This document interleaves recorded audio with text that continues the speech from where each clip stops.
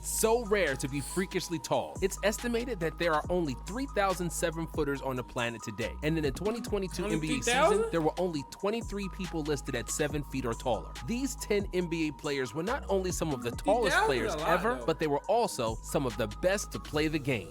3,000 is a lot of people if you think Number about it. 10, Artis Gilmore.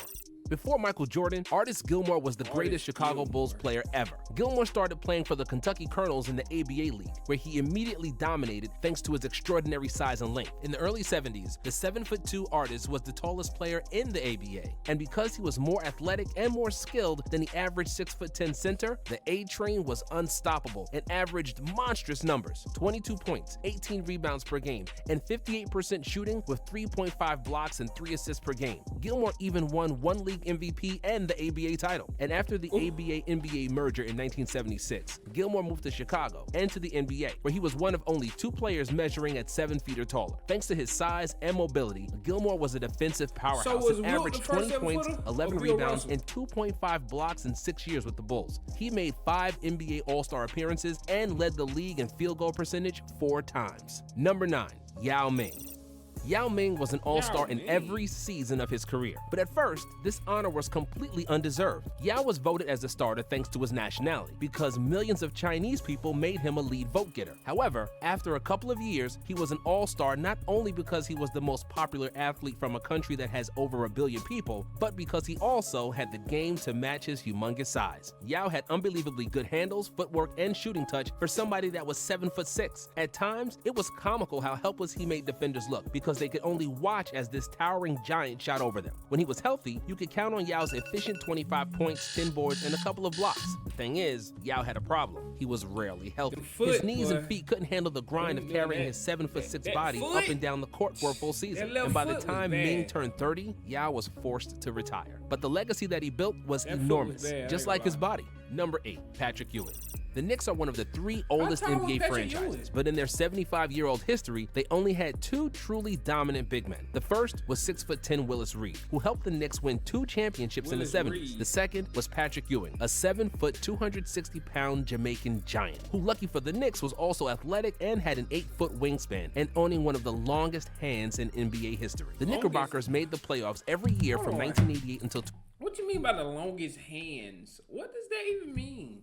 championships in the 70s. The second was Patrick Ewing, a 7', 260-pound Jamaican giant, who, lucky for the Knicks, was also athletic and had an 8-foot wingspan and owning one of the longest hands in NBA history. The Knickerbockers made the playoffs every year from 1988 until 2000 with Ewing as their leader, Knickerbockers. with classic playoff battles against Jordan's Bulls, Reggie Miller's Pacers, and Alonzo Mourning's Miami Heat. Ewing even went as far as taking the Knicks to the finals in 1994 and 1999, And but lost. Olajuwon and Tim Duncan proved to be just a hair better than Pat and the Knicks. Even though he retired without a ring, Ewing's career averages of 21 points, 10 rebounds, and 2.5 blocks proves that he was one of the best centers to ever play. Number 7, One of the Nikola best to ever Jokic. play? He used to be chubby. He's slow and can't jump over a puddle of water. Still, Nikola Jokic is one of the best players to ever play basketball, with 2 NBA MVPs to show for it. The Serbian center is now without any doubt the best passing big man to ever play. Standing 7 feet tall, he can see the entire floor. It's spectacular to watch how he can manipulate defenses and find his teammates in the tightest of spaces. In the past 5 seasons, the Joker is averaging over 7 assists per game, along with 22 points and 11 rebounds. On top of that, he's should also a pass that phenomenal shooter, and it's extremely tough to block him about due that. to his He's height close to and his 7'5" numbers. Yeah, wingspan. whatever. With his supreme basketball IQ, ridiculous efficiency, toughness, and improved defense, he'll surely end up as one of the best European players and one of the best 7-footers ever. Number 6, David Robinson. Ain't gonna lie, Jokic is probably a top 2 7-foot of all time. Jokic's already got 3 MVPs in the ship. Like, it's gonna be like Robinson could have been a millionaire in 1987 when he got selected as the first overall pick in the NBA draft, only he came to the NBA 2 years later. See, Robinson wanted to serve 2 years in the Navy before playing in the NBA, but the Spurs knew that and they still picked him first due to the fact that he was a physical specimen that comes once every 20 years. At 7'1", Robinson was looking like a Greek god that never left the gym. Robinson could run the floor like a gazelle in a straight line. He was quicker and jumpier than almost any other big man in the league. In his first 7 seasons in the NBA, Robinson averaged 26 points, 12 rebounds, 3 assists, and 3.5 blocks. He is the only player in NBA history to lead the league in scoring, rebounding, and block shots. David was an all-star in every He led the league in scoring, rebound, and blocks. Every season he played, a two-time Defensive Player of the Year, and in 1995, the league MVP. But then a disaster happened, which proved to be a blessing in disguise. Early in the 1997 NBA season, the Admiral broke his foot. He was forced to miss the entire season. His game and statistics never reached the same heights. However, without Robinson in the lineup, the Spurs sucked, which enabled them to get the #1 pick in the 1997 draft and select a 6'11" Tim Duncan to form the best big man lineup in the NBA. Alongside Timmy, the Admiral won 2 NBA championships and rode off into the sunset as a winner. Number 5, Dirk Nowitzki. Tony Kukoc was the first European who showed the NBA how deadly it can be when a power forward can handle the ball and shoot it from the outside. And then came Dirk Nowitzki, who displayed those same skills but was also 7 foot tall. The NBA had never before seen a 7-footer shoot like Dirk. His offense was revolutionary. It was ahead of its time, and most importantly, it was super effective. Dirk could shoot from anywhere and is still the all-time leader in three-pointers made among 7-footers. His trademark one-legged fadeaway was as beautiful as it was unstoppable, because there's absolutely nobody who can guard a 7-footer with a post game and a feathery jump shot. In 1998, the blonde German came to the league with many doubters, and in 2019, he retired from the NBA as just one of 7 players with over 30,000 points, a champion, and a 14-time All-Star. Dirk was also the first European MVP and is the only player to spend 21 seasons with a single franchise. Number 4, Wilt Chamberlain. Michael Jordan once discussed who was a better overall player, him or Wilt Chamberlain. MJ claimed that he was more dominant, and then Wilt said this: "When you played, the league made the rules so it was even easier for you to dominate. When I played, they made rule changes making it harder for me to dominate." And Jordan had no response to this because he knew Wilt was right. At 7'1", Wilt was by far. But Wilt is the competition though, bro. It's the competition level with Wilt though, bro. Like, who was Wilt playing against for real, for real? Let's keep it a bean. Who was he playing against, man? The biggest and the best individual player of his era. Chamberlain was 3 or 4 inches taller than his competition. He was stronger, more athletic, and had longer hands, but his dominance was most notable in the 1962 season when he scored 100 points against the Knicks and when he averaged 54 a season. Chamberlain could have won more than 2 titles, but he felt nobody ever cheered for Goliaths. If he wanted to be a ruthless dunker, he could have averaged 40 points for his entire career, but Wilt was a romantic at heart, and he wanted to be loved by the crowds. It was also boring for him to just dunk all game long, so he was trying to add finesse to his game, making hook shots, finger rolls, and jump hooks. Toward the end of his career, Wilt wasn't even trying to score anymore, averaging just 11 shot attempts per game with the Lakers compared to 33 attempts during his Warriors tenure. If he only wanted to win and dominate, we're pretty sure he'd have shot the ball 33 times.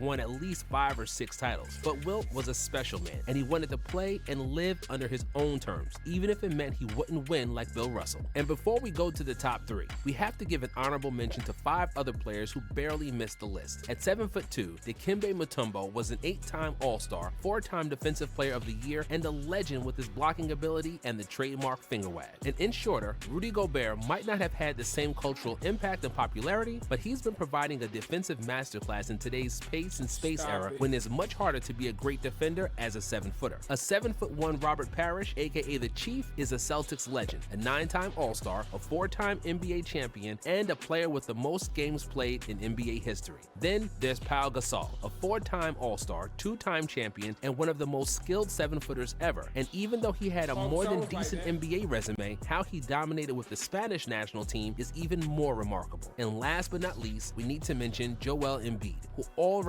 has 5 All-Star appearances and doesn't have a single weakness in his game. Number 3, Hakeem Olajuwon.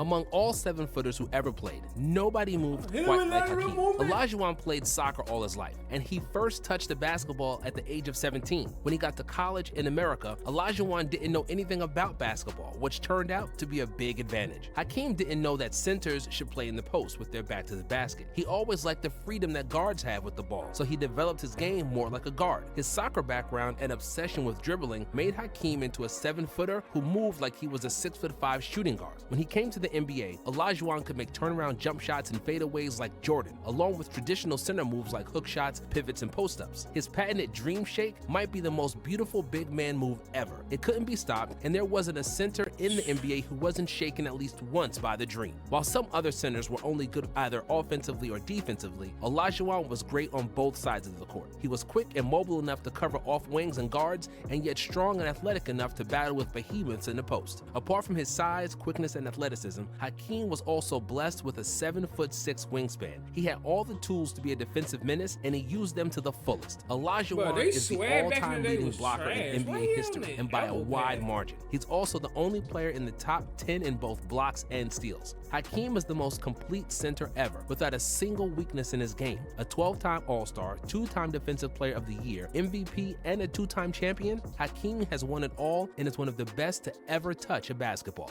Number 2, Shaquille O'Neal. I ain't gonna lie, people really sleep on Hakeem when it comes to some of the best players of all time. Like, I don't say how they got Steph Curry over Hakeem. Hakeem got 2 finals MVP, Steph Curry got 1. What was it like to guard Shaq? And he said, it's like holding up a house wall that's falling on you. The morning after you played against Big Diesel, it always felt like you were in a fight. You were sore from head to toe. Nobody in NBA history was so agile at his size, and Shaq's combination of quickness and strength made him the most dominant player ever to play basketball. Shaq was built different, literally. Standing at 7'1", Shaq weighed 340 pounds in his prime, but moved like a ballet dancer. His size 22 feet served as perfect anchors for his big body. Bro, 7'1", 3 feet, man. And gave him balance. Long arms and enormous hands enabled O'Neal to catch the rock like it was a tennis ball and not a basketball. There are only 2 other big men who had the same agility, athleticism, and bounce in their lower extremities as Shaq, and that's Charles Barkley and Zion Williamson. But those guys are about 6'6", and O'Neal is 7'1". Shaq wasn't just a big body and athletic dunker. Even though he wasn't a good shooter, he had a variety of offensive moves, could turn around either shoulder, hit soft jump hooks, and layups in traffic. During the first 14 years of his career, Big Diesel averaged 26, 12, and 3, plus 2.5 blocks. Considering that he was rarely in perfect shape, those are some impressive numbers. If he had Kobe's Mamba mentality, O'Neal had the size and skill to be the greatest player ever. But we're glad he did. He did it his way. He was funny, he was enjoying life outside of basketball, made rap songs, movies, and everything in between. And he still scored nearly 30,000 points, made 15 All-Star teams, and won 4 championships. Number 1, Kareem Abdul-Jabbar. When talking about basketball, Kareem number 1? The greatest 7-footer to ever live? I'm gonna go Shaq, but I'm not mad at it being Kareem. GOATs, Kareem's name is rarely mentioned. And in the words of Stephen A. Smith, that's blasphemous. Kareem was freakishly tall his whole life. By the age of 13, he was 6'8" and could dunk. In high school, he grew to 7'2", and his size made him unstoppable. His teams lost just 2 games in high school and 2 games during his college tenure, with an overall record of 167 wins and 4 losses. When he came to the NBA, Kareem was the only man who could continually score over Wilt Chamberlain, who was the only other 7-footer in the NBA at the time. Abdul-Jabbar became an all-star in his rookie season, and as a sophomore, he was already a league MVP and led the Bucks to an NBA championship. His patented skyhook is arguably the most unstoppable move in NBA history, with the release point so high in the air that nobody could block it. Outside of Bill Russell, nobody has won more trophies than Abdul-Jabbar. In his 20 NBA seasons, Kareem's been to the finals 10 times, winning 6 titles. He's made 19 All-Star and 15 All-NBA teams, along with an NBA record 6 MVPs. His NBA scoring record stood for more than... I didn't know he had 6 MVPs. The fuck? I didn't know he had 6 MVPs. 30 years, even though it's soon going to be surpassed by LeBron. But without any doubt, you can't say that Jordan is the GOAT or LeBron or anybody else if you don't mention Kareem, the greatest of all the... Shit, I can. Yeah, I can. I don't think Kareem better than Shaq. That's just me, though. Let me know in the comments what y'all think, though. Who y'all think is the greatest, tallest player to ever play in basketball, bro? You know what I'm saying? I think Webby about to make it interesting, but hey, I got Shaq over Kareem any day of the week. But y'all let me know in the comments, man. Roll to 10K. I'm doing a giveaway at 10K. I will let y'all know how much the giveaway is and what I'm doing for the giveaway. But I'm starting next video, no cap.